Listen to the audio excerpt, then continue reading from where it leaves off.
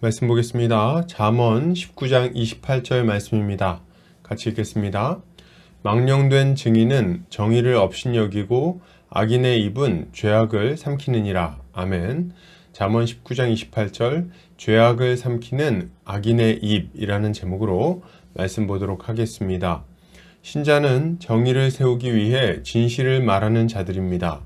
때로 거짓으로 인한 이득이 눈에 보일 수 있지만 그럼에도 불구하고 그것을 거절하고 정의를 세우려고 하는 것입니다. 왜요? 이것이 생명과 칭찬을 얻는 길임을 알기 때문입니다.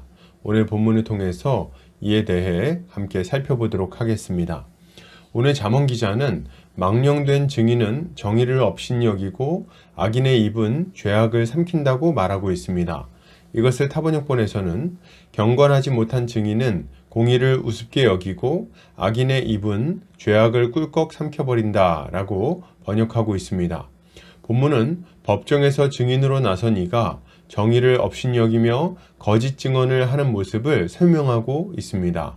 이것은 하나님의 백성이 거짓과 불의를 대적하며 정의를 바로 세우기 위해 진실함으로 싸워야 한다는 것을 교훈하고 있는 것입니다. 먼저 망령된 증인은 정의를 업신여긴다고 말합니다. 여기서 망령되다 라는 말은 벨리알이라는 단어가 사용되었는데 이 단어는 무가치함, 무익함, 파멸이라는 의미를 가지고 있어요. 그런데 하나님을 대적하는 악인들을 지칭할 때도 사용되는 단어입니다. 그러니까 망령된 증인은 하나님을 두려워하지 않는 비열하고 악한 자들을 의미하고 있는 거죠. 이들은 법정에서 증언할 때 하나님을 두려워하지 않습니다. 자신의 거짓말로 인해 무너질 정의와 이웃의 아픔에 대해서 생각하지 않는 거예요.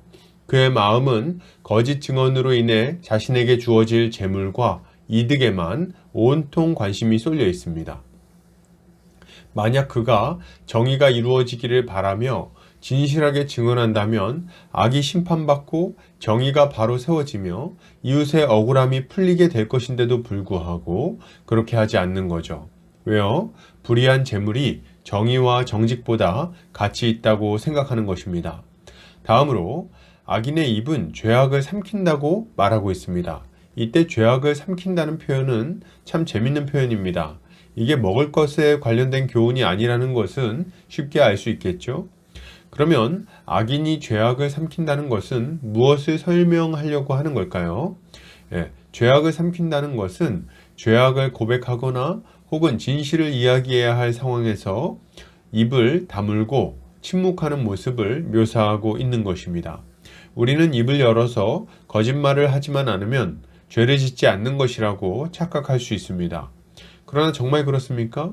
분명히 죄를 지었음에도 불구하고 시치미를 떼거나 무지한 척 침묵하고 있다면 그것이 죄가 되지 않을까요? 혹은 친분에 의해서 혹은 이득을 얻기 위해서 악인들의 죄를 못 본 채 하고 침묵한다면 어떻습니까? 하나님이 이것을 죄 없다 하시겠습니까? 하나님은 이 모든 행위에 대해서 죄 없다 하지 않으십니다. 하나님은 자신의 죄를 삼키며 침묵하는 자들에게 반드시 그 책임을 물으실 거예요. 이게 다가 아닙니다. 우리는 우리 자신만 거짓말을 하지 않고 비방을 하지 않으면 괜찮다고 생각할 수 있습니다. 그래서 누군가 형제를 비방하고 모함할 때 아무 말도 하지 않고 가만히 듣고만 있을 수 있다는 거예요. 그러나 하나님은 이런 모습이 죄악을 삼키는 모습이라고 말씀하십니다.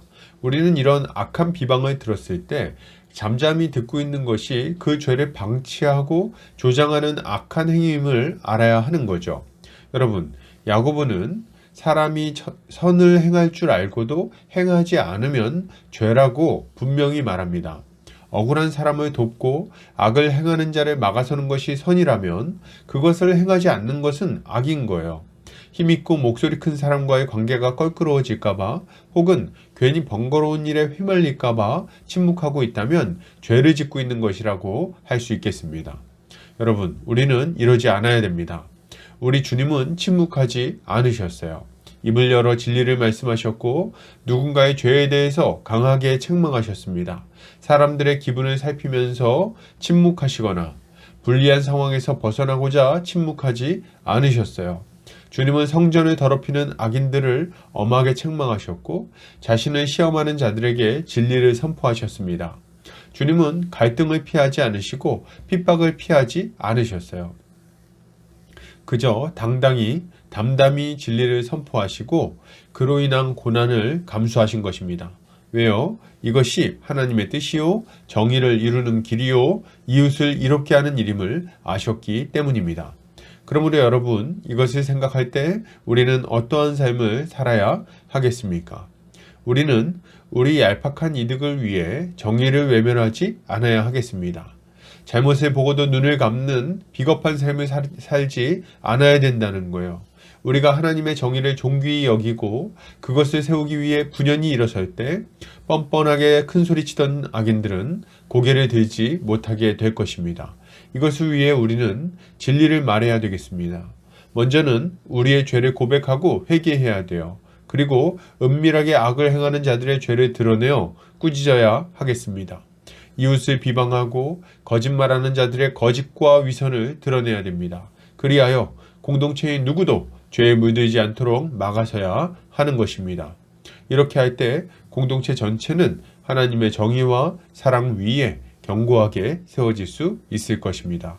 이것이야말로 신자가 행해야 할 마땅한 일인 거죠. 결론을 드립니다. 여러분, 하나님의 정의를 존귀하게 여깁시다. 그것을 지키기 위해 입을 열어 진실과 정의를 말합시다.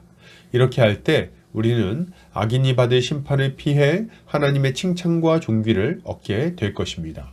오늘도 주님의 지혜로 승리하는 성도님들 되시기를 주의 이름으로 축복합니다.